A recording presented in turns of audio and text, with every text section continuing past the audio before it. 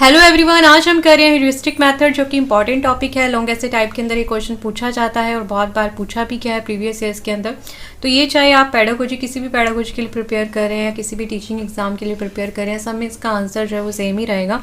तो सबसे पहले इसका हम इंट्रोडक्शन देख लेते हैं। तो जो ह्यूरिस्टिक वर्ड है ये ड्राइव हुआ है हमारे पास ग्रीक वर्ड ह्यूरिस्का से, ठीक है, जिसका मतलब है आई फाइंड आउट। ठीक है, मतलब इसका मतलब हम क्लियरली समझ चुके हैं कि एक डिस्कवरी मेथड है जिसके अंदर हम कुछ डिस्कवर करने की कोशिश करते हैं, इसलिए हम इसको रिसर्च मेथड भी कह रहे हैं, क्योंकि बच्चा इसमें कुछ रिसर्च करता है, खुद से कुछ करता है। इंक्वायरी मेथड भी कहा जाता है। ये मेथड जो है वो डिस्कवर्ड किया था हमारे पास H.E. आर्मस्ट्रॉन्ग ने, और ये मेथड जो है डिस्कवरी मेथड है जिसमें बच्चा जो है इन्वॉल्व होता है और उसका एटीट्यूड जो एक डिस्कवरर की तरह बनता जाता है। ठीक है, ये प्रोजेक्ट मेथड से किस तरह से अलग है, क्योंकि प्रोजेक्ट मेथड में भी हमने ये देखा था कि बच्चे को एक प्रॉब्लम दे दी जाती है और बच्चा जो है इसको खुद सॉल्व करने की कोशिश करता है। लेकिन इसमें भी सेम है कि इसमें भी बच्चे के सामने प्रॉब्लम रखी जाती है, लेकिन इसमें डिफरेंस ये रहेगा कि इसमें टीचर जो है प्रॉब्लम सॉल्विंग मेथड में बीच बीच में ऑब्जर्व करती है, बच्चे को गाइड करती रहती है। ठीक है, एज अ फैसिलिटेटर होती है, बट फिर भी उसको गाइड करती रहती है कि क्या करना है नेक्स्ट स्टेप।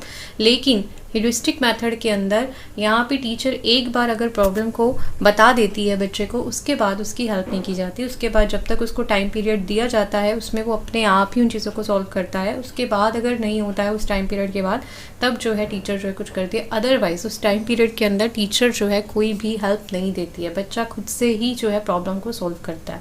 ठीक है, तो ये डिफरेंस रहता है हमारे पास प्रॉब्लम सॉल्विंग मेथड में ह्यूरिस्टिक मेथड के अंदर, कि इसके अंदर जो है एक बार प्रॉब्लम आइडेंटिफाइड करने के बाद टीचर जो है क्या कहते हैं उसमें इंटरफेयर नहीं करती है। फिर जो है टीचर जो है कीप इन माइंड, किन चीज़ों को इसमें माइंड में रखती है जब भी वो प्रॉब्लम आइडेंटिफाइड करा रही है। पहले जो प्रॉब्लम है बच्चों के सामने प्रेजेंट कर रही है, तो बच्चों की एज, एबिलिटी और लेवल को देखकर ही जो है वो प्रॉब्लम को देती है।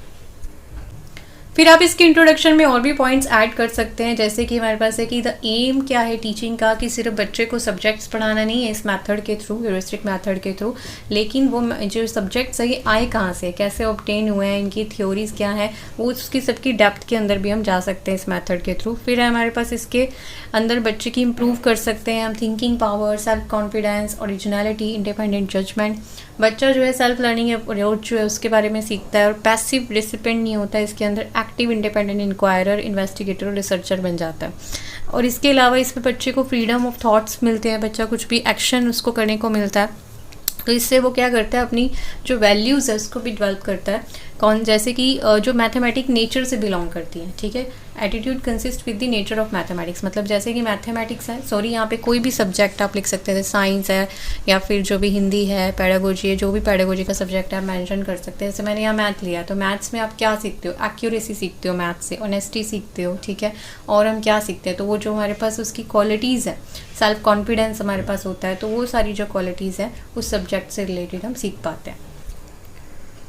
Now we have steps involve in heuristic method, तो ये 5 स्टेप्स जो है इसमें इन्वॉल्व होते हैं। तो सबसे पहले हमारे पास प्रेजेंटिंग दी प्रॉब्लम, टीचर जो है बच्चे के सामने प्रॉब्लम प्रेजेंट करती है। फिर है हमारे पास डिटर्मिनेशन ऑफ द प्रॉब्लम, इसमें जो है बच्चा खुद ही जो आइडेंटिफाई करता है प्रॉब्लम को। फिर जो है हमारे पास फॉर्मेशन ऑफ अ प्लान, उसके लिए स्ट्रेटेजी जो है वो बनाने की कोशिश करते हैं कि इसके क्या क्या सोल्यूशन होते हैं। ठीक है, तो इसमें बहुत सारे प्लान निकल के आ सकते हैं। फिर उसमें से कोई एक प्लान को वो एग्जीक्यूट करता है, फिर उसको इवेल्यूएट करता है और अडेप्टेशन होती है उसकी, कि मतलब ये कर सकते हैं या फिर या और सोल्यूशन इसके ऊपर अप्लाई किया जाए। तो इसको स्टेप बाय स्टेप आप इसको एक्सप्लेन करेंगे। सो फर्स्ट ऑफ ऑल हमारे पास प्रेजेंटिंग दी प्रॉब्लम, जो टीचर है वो बच्चों के सामने प्रॉब्लम को प्रेजेंट करती है। ठीक है, फिर उन्हें असिस्ट करती है कि बच्चे इस प्रॉब्लम को रिकग्नाइज कर पाएँ ताकि वो फर्दर इन्वेस्टिगेशन कर सकें। ठीक है, यहाँ पे टीचर का रोल खत्म हो जाता है। टीचर जो है बच्चे की एबिलिटीज़ और प्रीवियस नॉलेज के ऊपर बेस ही उनको ये सब बताती है, नॉलेज उसको समझा भी देती है जो प्रॉब्लम है। ठीक है, यहाँ से सिर्फ बच्चे का रोल स्टार्ट हो जाता है कि सबसे पहले बच्चा क्या करता है, प्रॉब्लम को आइडेंटिफाई करने की कोशिश करता है डिफरेंट एक्सपेरिमेंट्स के साथ, बुक्स से पढ़ के या फिर पेरेंट्स को यूज़ करके लाइब्रेरीज़ के अंदर। ठीक है, तो उसको डिस्कवर करने की कोशिश करता है। फिर हमारे पास फॉर्मेशन ऑफ अ प्लान। ठीक है, उसके सामने मल्टीपल टेक्निक्स आती हैं उस प्रॉब्लम को सॉल्व करने की, एक सोल्यूशन तो होता नहीं है, बहुत सारे सोल्यूशंस उसके सामने आते हैं। फिर वो सोल्यूशंस देखते हैं कि कौन सा बेस्ट जो प्रोसीजर है उसके लिए रहेगा।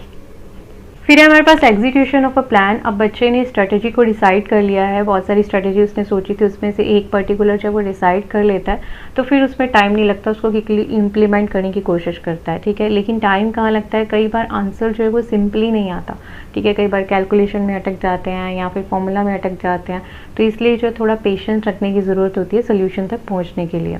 फिर है हमारे पास जब सोल्यूशन आ जाता है उसको बाद उसको इवेल्युएट किया जाता है, अडेप्टेशन उसकी की जाती है, तो इसमें भी टाइम जो है हमें केयरफुली जो उसको रिफ्लेक्ट करना चाहिए टाइम लगाकर, ठीक है, ताकि अगर कोई चीज़ें सही नहीं है तो उसको मेंटेन किया जा सके। Now we have some merit. तो सबसे पहले जैसे हमने समझा, इससे साइंटिफिक एटीट्यूड जो है वो बच्चे के अंदर आता है, ठीक है, क्योंकि वो इंक्वायरी करता है इसके अंदर और उसको डेप्थ में जाने की कोशिश करता है, रिसर्च करता है।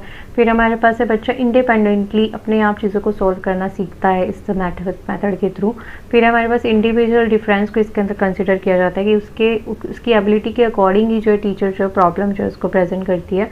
फिर हमारे पास 12th self confidence, self discipline बच्चे के अंदर आता है, उस सब्जेक्ट के प्रति इंटरेस्ट भी आता है क्योंकि उसके अंदर वो क्या करे, इंक्वायरी कर रहा है, तो इसलिए जो है उसके अंदर और ज़्यादा इंटरेस्ट उसका बढ़ता है।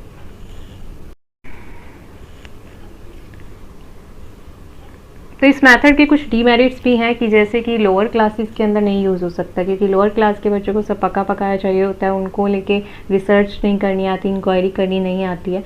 और स्लो लेंदी मेथड भी है क्योंकि इसमें कहीं ना कहीं बच्चा खुद ही उसमें इन्वॉल्व हो रहा है, सारा टीचर का बहुत कम रोल है, तो इससे क्या है कि वो लेंदी हो सकता है अगर बच्चा उसमें उलझ जाता है। फिर हमारे पास इसमें हर बच्चे के लिए मतलब ये पॉसिबल नहीं है, क्योंकि हर बच्चे को इंक्वायरी करना है, डिस्कवरी करना अच्छा नहीं लगता, तो सबकी ये क्वालिटी नहीं होती है। फिर है ये सक्सेसफुल तभी हो सकता है जब हमारे पास सारी फैसिलिटीज़ हैं, ठीक है, लाइब्रेरी है, लैब्स हैं, तभी बच्चा जो है उसमें प्रॉपर रिसर्च कर सकता है, हर तरह के उसके पास बुक्स अवेलेबल हैं। फिर है जो टेक्स्ट बुक है उसमें भी इस मेथड से रिलेटेड जो प्रॉब्लम्स हैं और मेथड से रिलेटेड वैसे ही आपको लिखा हुआ मिलना चाहिए, ठीक है, वो फैसिलिटीज़ भी जो है बुक्स, वैसी बुक्स जो है वो होनी चाहिए लाइब्रेरी के अंदर। फिर है जो ये जो कहीं ना कहीं हार्ड वर्किंग टीचर ही कर सकती है, क्योंकि इसमें पेशेंस बहुत चाहिए, बच्चा गलतियाँ बहुत करता है, तो इसमें जो है टीचर जो है ओरिजिनल थिंकिंग या उसकी हार्ड वर्किंग, अगर हार्ड वर्क टीचर होगी तभी जो है पॉसिबल हो सकता है। मेथड के कुछ डीमेरिट्स भी हैं कि जैसे कि लोअर क्लासेस के अंदर नहीं यूज़ हो सकता, क्योंकि लोअर क्लास के बच्चों को सब पका पकाया चाहिए होता है, उनको लेके रिसर्च नहीं करनी आती, इंक्वायरी करनी नहीं आती है। और स्लो लेंदी मेथड भी है क्योंकि इसमें कहीं ना कहीं बच्चा खुद ही उसमें इन्वॉल्व हो रहा है, सारा टीचर का बहुत कम रोल है, तो इससे क्या है कि वो लेंदी हो सकता है अगर बच्चा उसमें उलझ जाता है। फिर हमारे पास इसमें हर बच्चे के लिए मतलब ये पॉसिबल नहीं है, क्योंकि हर बच्चे को इंक्वायरी करना है, डिस्कवरी करना अच्छा नहीं लगता, तो सबकी ये क्वालिटी नहीं होती है। फिर है ये सक्सेसफुल तभी हो सकता है जब हमारे पास सारी फैसिलिटीज़ हैं, ठीक है, लाइब्रेरी है, लैब्स हैं, तभी बच्चा जो है उसमें प्रॉपर रिसर्च कर सकता है, हर तरह के उसके पास बुक्स अवेलेबल हैं। फिर है जो टेक्स्ट बुक है उसमें भी इस मेथड से रिलेटेड जो प्रॉब्लम्स हैं और मेथड से रिलेटेड वैसे ही आपको लिखा हुआ मिलना चाहिए, ठीक है, वो फैसिलिटीज़ भी जो है बुक्स, वैसी बुक्स जो है वो होनी चाहिए लाइब्रेरी के अंदर। फिर है जो ये जो कहीं ना कहीं हार्ड वर्किंग टीचर ही कर सकती है, क्योंकि इसमें पेशेंस बहुत चाहिए, बच्चा गलतियाँ बहुत करता है, तो इसमें जो है टीचर जो है ओरिजिनल थिंकिंग या उसकी हार्ड वर्किंग, अगर हार्ड वर्क टीचर होगी तभी जो है पॉसिबल हो सकता है। तो इसी के साथ ये टॉपिक हमारा फिनिश होता है। Thank you so much for watching, keep watching this channel, stay blessed, stay happy.